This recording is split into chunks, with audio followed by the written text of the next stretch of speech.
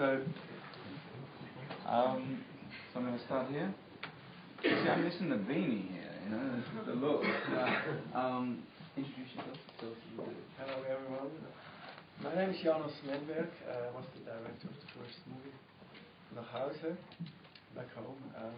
I'm still very impressed about the last movie, so it's quite hard to speak. But it's an honor to be in Paris, it's an honor to be in the festival. Yeah, but we'll come back and talk a little bit about the film. My name is Caroline von der Tann. I was the director of the last movie, and I'm very happy to be invited here in Paris, especially as my stepfather, who the film is about, he was writing his memoirs some years ago together with Monique and François d'Alençon, who also in the public here, and they were published in Paris. So obviously somehow France seems to be a place which attracts the biography of my stepfather. My name is Guy Patterson. I directed a performance, a short film before, and this is actually our first public screening, so it's been fascinating. It'll be really interesting to hear what anyone thought of it. You would have been a bit worried when the lights went down and the room went dark before then, right? Yeah. Hello, my name is Shadi Abdul Karim, and I directed the Taste of Life. And it's a pleasure being here, and thank you all for coming and for arranging. Does anyone have any questions for Taste of Life? Because I do. Well, how did it come about? Tell me. Huh? How did it come about? How did you figure that whole thing out? Well, it was written by Tilde, who's actually sitting right there. Nice. I think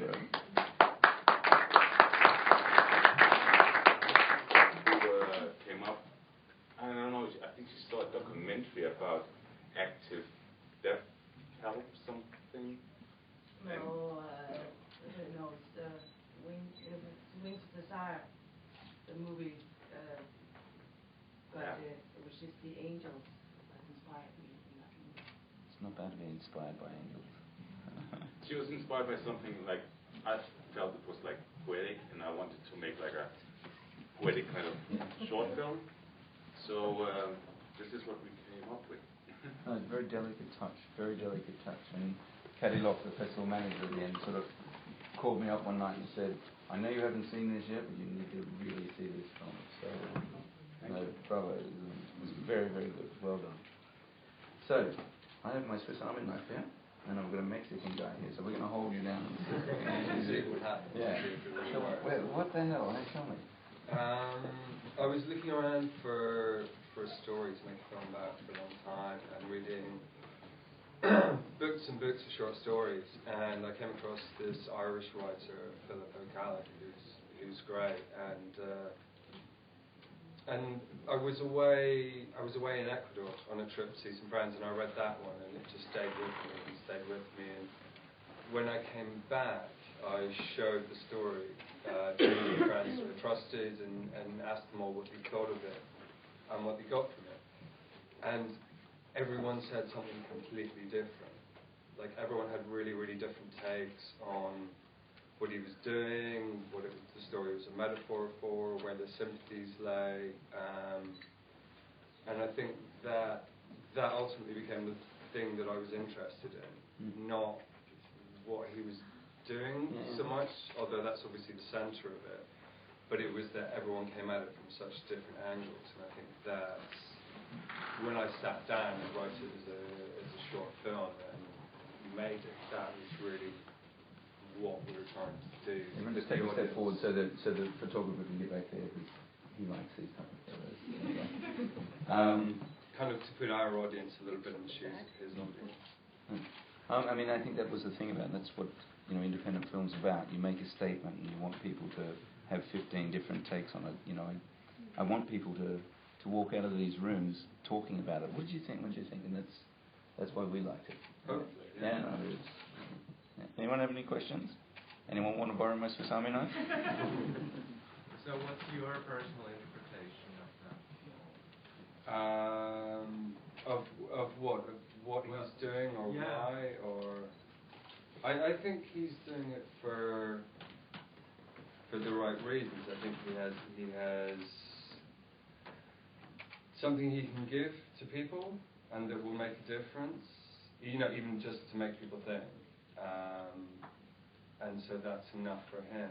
But I think as I made the film, and even like through the edit, my sympathies changed between sort of him, how the doctor, how he felt about it, the manager, members of the audience. So it felt different at different points.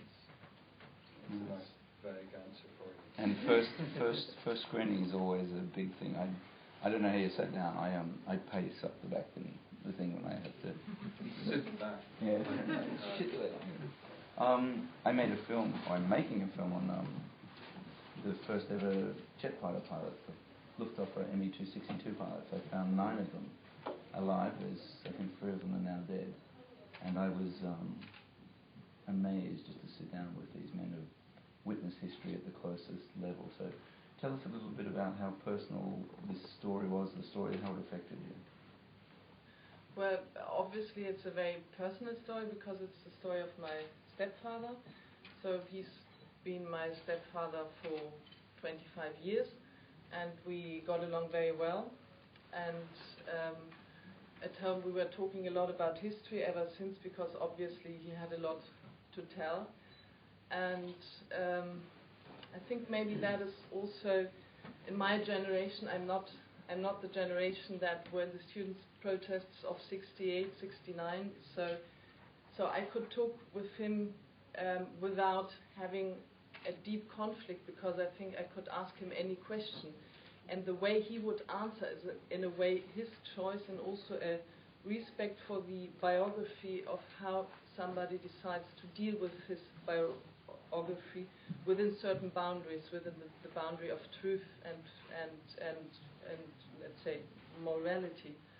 So I think that was for me a very interesting process, especially as I do find that in Germany now usually have you quite stereotyped way of storytelling in concerning the Third Reich. You either tell the story of a hero, or you tell the story of a Nazi criminal, but any story which is more greyish, like his biography is, it's very difficult to tell. So that was my main observation about the story. Well, you told it incredibly well, I have to say, incredibly well. Any questions? Jesus. Yeah, hi. Hi. When you started the story, did you have already sort of a large scope understanding of his life?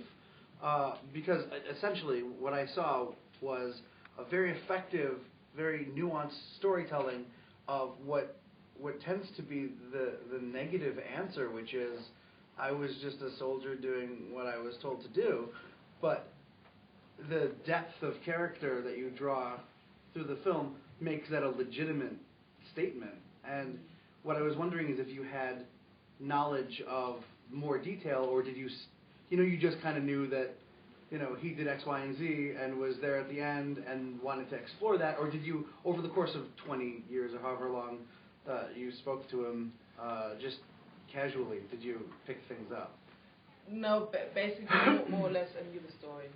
But still, Okay. you would not know when you go into a deep conversation and talk about it at depth. Maybe something comes out you would not know before. Of course, right. I was not prepared for that, and anything could have happened. That maybe is one of the reasons why I decided to finance the film myself, and not to be pressured by an editor who tells me, get this out of the story. But Right. First for me stands the relation to my father, which still is an important relation for me, whatever his historical past has been. So I think that was one aspect. And what you're saying, I think it was more a dramaturgic decision, because somehow I thought is get in with the theme very quick, and my basic question is, you have left the Führerbunker 24 hours before Hitler's death, and you say you're not a Nazi. How can you explain it to me? Right, exactly. Yeah. So that is why it's summed up in the beginning as a thesis to to dig deeper into it. Excellent. I'm gonna, can I hold this question? Because that light flash was meaning we've got a minute to go. She's here. She's going to be around all afternoon, be here tonight. Yeah. Ask some questions. That's what they're here for. Young man, speak at me. Give me words, wise words. How did your film come about?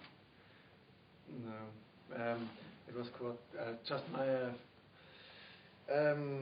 movie for the studies I had in Zurich, Switzerland, for directing, and talk about all this. I'm really impressed. I'm really impressed. So Thank you.